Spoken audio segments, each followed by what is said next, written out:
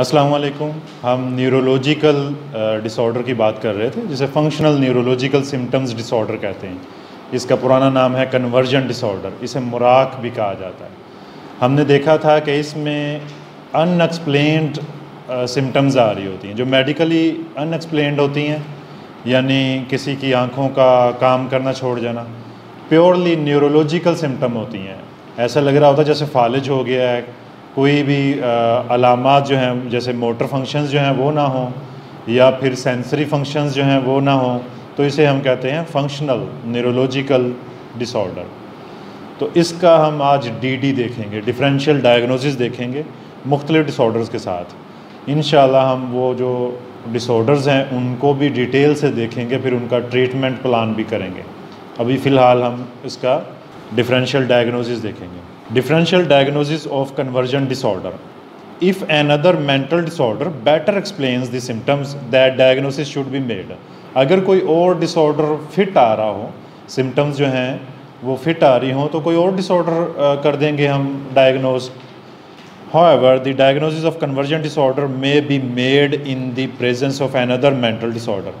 हाँ, कोमॉर्बिड हो सकता है, ऐसा हो सकता है कि को-ऑकरिंग हो, ये कोमॉर्बिड भी हो सकता है, यानी कन्वर्जन डिसऑर्डर के साथ कोई और डिसऑर्डर भी डायग्नोज हो सकता है। ऐसा नहीं है कि एक डिसऑर्डर का क्राइटेरिया मीट कर गया दूसरे का नहीं करेगा। दो डिसऑर्डर भी हो सकते हैं, दो से ज़्यादा भी हो सकते हैं। सबसे पहले जो हम इसका डीडी देखेंगे, डिफरेंशियल डायग्नोसिस देखेंगे, इसका डिफरेंस देखेंगे, वो देखेंगे न्यूरोलॉजिकल डिजीज़ के साथ। जैसे किसी की न्यूरोलॉजिकल एग्जामिनेशन हो, असेसमेंट हो किसी की, और उसमें पता चले कि इसे कोई फालिज है, इसके ब्रेन का फ़लाँ हिस्सा डैमेज है, इसलिए इसकी आंखों की बेनाई चलेगी या इसकी स्माल चलेगी। लेकिन यहाँ पे जब असेसमेंट की जाती है तो उसका ब्रेन सीटी स्कैन सारा कुछ ठीक आ रहा होता है। तो वो जो सिम्टम्स हैं, अगर वो मोटर सिम्टम्स हैं या सेंसरी सिम्टम्स हैं, तो वो इस डिसऑर्डर में आएंगी, जिसे कन्वर्जन या फंक्शनल न्यूरोलॉजिकल सिम्टम्स डिसऑर्डर कहा जाता है। रीअसेसमेंट में be required if the symptoms appear to be progressive. अगर कोई सिम्टम्स जो हैं वो और ज़्यादा बढ़ते जाएं और उसमें सवेरिटी आती जाए, तो फिर नज़र चेक करवाना, ब्रेन सीटी स्कैन वगैरह करवाना ज़रूरी हो जाता है। फिर न्यूरोलॉजिकल टेस्ट करवाना ज़रूरी हो जाता है। कन्वर्जन डिसऑर्डर में को एग्जिस्ट विद न्यूरोलॉजिकल डिजीज़। ऐसा भी हो सकता है कि फ़र्द को कोई न्यूरोलॉजिकल डिजीज़ भी हो और कन्वर्जन डिसऑर्डर भी हो। ये फिर को-ऑकरिंग भी हो सकती है, कोमॉर्बिड भी हो सकता है। इसके बाद जो हम डीडी देखेंगे, डिफरेंशियल डायग्नोसिस, वो देखेंगे सोमैटिक सिम्टम्स के साथ। आपने सोमैटिक सिम्टम डिसऑर्डर का लेक्चर सुना होगा, जिसमें हमने डिटेल से बात की हुई है। The excessive thoughts, feelings and behaviours characterising somatic symptom disorder are often absent in conversion disorder. आपको पता है सोमैटिक सिम्टम्स एब्सेंट होती हैं कन्वर्जन डिसऑर्डर में। अब कन्वर्जन डिसऑर्डर क्या होता है, ये हमने देखा कि इसमें न्यूरोलॉजिकल सिम्टम्स आ रही होती हैं, जैसे आँखों का अंधा हो जाना, पैरालिसिस हो जाना, पाँव मुड़ जाना, हाथ मुड़ जाना, कोई फंक्शन ना कर पाना, जिस्मानी अज़ाब से, या फिर बेनाई चले जाना, सेंसेस का इशू आ जाना, तो इसे हम कन्वर्जन कहेंगे। सोमैटिक सिम्टम आपने देखा, सोमैटिक सिम्टम में क्या था कि उसमें एक्सेसिव थॉट्स होते हैं, फीलिंग्स होती हैं, बिहेवियर्स होते हैं, बार बार अपना बुखार चेक कर रहे हैं, अपनी असेसमेंट कर रहे हैं, मुझे ये हो जाएगा, मुझे वो हो गया, हालांकि कोई उसकी कोई काजेज़ नहीं मिल रही होती। इसके बाद हम इसका जो डिफरेंशियल डायग्नोसिस देखेंगे वो है फक्टिशियस डिसऑर्डर और मलिंगरिंग के साथ। सबसे पहले आपको फक्टिशियस डिसऑर्डर का पता होना चाहिए। The diagnosis of conversion disorder does not require the judgement that the symptoms are not intentionally produced. जो कन्वर्जन डिसऑर्डर है उसमें कोई जानबूझकर सिम्टम्स खुद पे तारी करके नाटक नहीं कर रहा होता, यानी वो जो कह रहा ना मेरी आंखों की बेनाई चलेगी, उसे वाकई नहीं दिख रहा, वो इंटेंशनली नहीं कर रहा कि वो किसी चीज़ से बचने के लिए ऐसा कर रहा हो। मसलन उसे कोई पसंद है, वो वहाँ शादी करना चाहती है और कहीं और बात हो रही है और उसे दिखना बंद हो जाए। ऐसा पॉसिबल है कि उसे दिखना बंद हो जाए, उसके हार्ट में सीवियर पेन हो, लेकिन यहाँ पे न्यूरोलॉजिकल सिम्टम अगर नहीं आएंगी तो हम कहेंगे कि ये सोमैटिक सिम्टम डिसऑर्डर है। अगर न्यूरोलॉजिकल साइन आएगा, दिखना बंद हो जाए, पाँव मुड़ना शुरू हो जाए, फालज हो जाए, तो हालांकि ब्रेन में कोई इशू नहीं है, ब्रेन टेस्ट सारे क्लियर आ रहे हैं, फिर हम कहेंगे कि इसे डिसऑर्डर है कन्वर्जन, यानी उसकी पेन, उसकी वरीज, उसकी टेंशन्स कन्वर्ट होके फिज़िकली आ रही हैं। जबकि फक्टिशियस डिसऑर्डर में क्या होता है और मलिंगरिंग में क्या होता है, इन दोनों को हम डिटेल से देखेंगे। सबसे पहले आपको मलिंगरिंग का पता होना चाहिए। मलिंगरर्स क्या करते हैं? मलिंगरर्स जो है वो कोई चीज़ गेन करने के लिए कोई सिम्टम खुद पे तारी करते हैं इंटेंशनली। मसलन बर्तन धोने पड़ रहे हैं और सर दर्द का बहाना करना ताकि बर्तन धोने से बच सकूं, या कोई पैसे लेने की खातिर, या फिर जब हम छोटे थे तो हमें बुखार होता था तो हम उस बुखार को और ज़्यादा करते थे, को प्याज लेके को कुछ धूप में बैठ के ताकि स्कूल ना जाना पड़े, और वालिदैन से पैसे भी मिलें और फ्रूट केक और 7 अप जो है वो मिले। तो इस वजह से हम वो सिम्टम्स जो हैं ख़ुद पे तारी करते थे। इसे कहते हैं फ़रेब देना। तो ये चीज़ अगर होगी तो फिर वो कन्वर्जन डिसऑर्डर नहीं होगा, वो मलिंगरिंग या फक्टिशियस होगा। अब हम फक्टिशियस वर्सेस मलिंगरिंग का फ़र्क देखेंगे। Loss of functions is present during the exam but not at home. एक बंदा है, वो एक बच्चा है, एक स्टूडेंट है, जैसे ही वो स्कूल में जाता है उसका पेट दुखना शुरू हो जाता है। जैसे ही वो एग्ज़ाम हॉल में तशरीफ़ लाता है तो उसको सारी चीज़ें भूल जाती हैं और उसका सर दर्द करना शुरू कर देता है। वही बंदा घर आके बिल्कुल सेट होता है, ठीक होता है। जैसे ही नाम लें कि आपने प्रेजेंटेशन देनी है, इस चीज़ पे बोलना है, ये एक बात करनी है, साथ ही उसके जनाब उसका जो सर है वो दर्द करना शुरू कर दे, उसका बीपी हाई हो जाए, कोई भी ऐसी सिम्टम आना शुरू हो जाए। एंग्जाइटीज़ में ऐसा होता है, एंग्जाइटीज़ में होता है, वरीज़ में ऐसा होता है। तो देखना पड़ता है वो वरी किस चीज़ की है, क्या वो इंटेंशनली है, वो जानबूझ के है, या वो पता ही नहीं चल रहा उसे और वो चीज़ है। Would suggest a diagnosis of factitious disorder if the individual's apparent aim is to assume the sick role of malingering, if the aim to obtain an incentive such as money etc. ये हम discuss कर चुके हैं कि वो जो sickness है वो अज्यूम की गई है, यानी कि मुझे लग रहा है कि मुझे बुखार है तो वो कन्वर्जन डिसऑर्डर में चला जाएगा।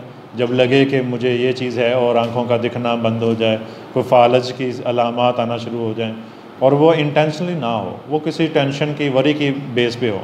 और जो मलिंगरिंग है उसमें क्या होगा? Malingering if the aim to obtain an incentive such as money, जब जानबूझ कर ड्रामा किया जाए कि मैं फ़लाँ जगह जाने से बच जाऊँगी, फ़लाँ जगह मेरी शादी होने से बच जाएगी तो बुखार हो जाना, ठीक है?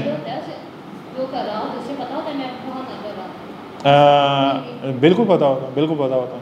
ऐसे में हमारे पास ऐसे क्लाइंट आते हैं, ठीक है, वो कह रहे होते वॉमिटिंग नहीं रुक रही और वो मज़े से लेटे होते, जैसे ही आप पहुंचते हैं और साथ ही खांसी आना शुरू हो जाती है उनको। आपको फटाफट पता चल जाता है। मसलन उसको पकड़ के 2 बंदे लेके आ रहे हैं, ऑफिस तक वो आए, वो बैठे, हमने उसे उसकी प्रॉब्लम से डिस्ट्रैक्ट कर दिया, उसे बातचीत की, उसे याद भूल गया कि मैं तो बीमार थी, वो सही से बिहेव करना शुरू होगी और फिर हमने उसे पॉइंट करना है कि अब तो तुम माशाल्लाह बेहतर हो, अब तो तुम ठीक हो रही हो, तो फिर उसे हम करेंगे। वरना हम उसे इंदिया दे देंगे कि तुम्हारा ऑपरेशन होगा, आज की रात तुम निकालो, कल तुम्हारा ऑपरेशन करके ये जो तुम्हें वॉमिटिंग हो रही ना, ये जो सिम्टम्स आ रही, ये बिल्कुल सेट कर देंगे।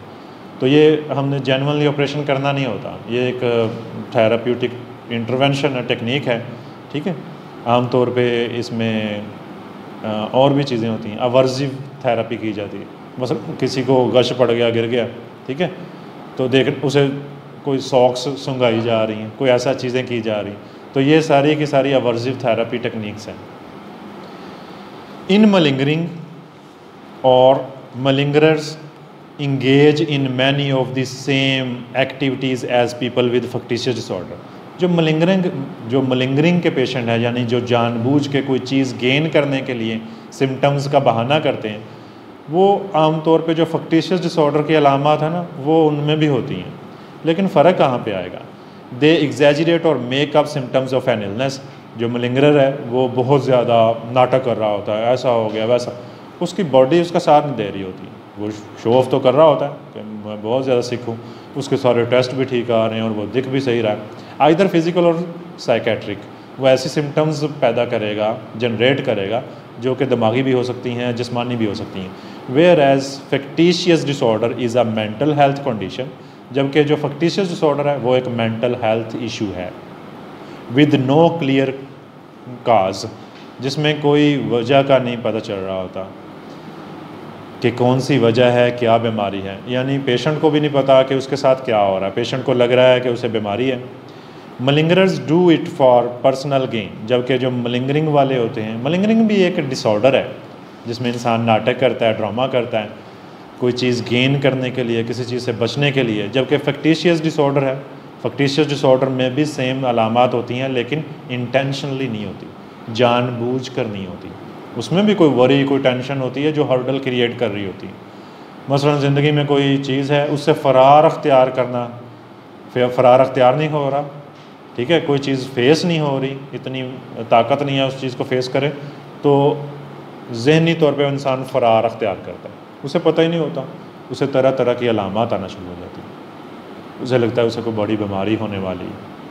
अब इसका डिफरेंशियल डायग्नोसिस देखेंगे डिसोसिएटिव डिसऑर्डर्स के साथ। आपको पता है डिसोसिएटिव डिसऑर्डर्स कौन से होते हैं? जिसमें डिसकनेक्शंस होते हैं, अपनी मेमोरी इंसान दूसरों के साथ भी डिसकनेक्ट हो जाता है, अपने थॉट्स के साथ डिसकनेक्ट हो जाता है, अपनी मेमोरीज़ के साथ डिसकनेक्ट हो जाता है, उसे कोई ख़बर नहीं होती, ठीक है। डिसोसिएटिव की फिर आगे टाइप्स हो जाएंगी। Dissociative symptoms are common in individuals with conversion disorder. जिसको कन्वर्जन डिसऑर्डर की अलामात होती हैं, मैं फिर दोहराऊंगा, कन्वर्जन डिसऑर्डर में इंसान को न्यूरोलॉजिकल सिम्टम आ रही होती हैं, जैसे दिखना बंद हो जाए, सुनना बंद हो जाए, बॉडी पैरालाइज हो जाए। तो ऐसा है कि डिसोसिएटिव डिसऑर्डर में डिसकनेक्शंस होते हैं, इंसान भूल जाता है, उस दूसरों से ताल्लुक़ टूट जाता है, उसका अपने ही थॉट्स के ताल्लुक़ कनेक्शन कट जाता है। तो कन्वर्जन डिसऑर्डर में भी ऐसा ही होता है। ये को अकरिंग है, बहुत सी सिम्टम्स कॉमन है, दोनों डायग्नोसिस भी किए जा सकते हैं। If both conversion disorder and dissociative disorder are present, अगर ये दोनों बीमारियां प्रेजेंट हों, both diagnosis should be made, फिर दोनों ही डायग्नोज करेंगे बीमारी। इसके बाद हम इसका जो डिफरेंशियल डायग्नोसिस है वो देखेंगे, बॉडी डिस्मॉर्फिक डिसऑर्डर। हम इन डिसऑर्डर्स को इंशाल्लाह डिटेल से भी करेंगे। बॉडी डिस्मॉर्फिक डिसऑर्डर क्या होता है, किसी को याद है? बॉडी डिस्मॉर्फिक डिसऑर्डर में इंसान को लगता है अपनी बॉडी शेप, वेट, फीचर्स के हिसाब से उसे अपना आप अप्रोप्रिएट नहीं लगता, उसे लगता है थोड़ा सा मोटा होना चाहिए था, थोड़ा सा यहाँ से ऐसा होना चाहिए था।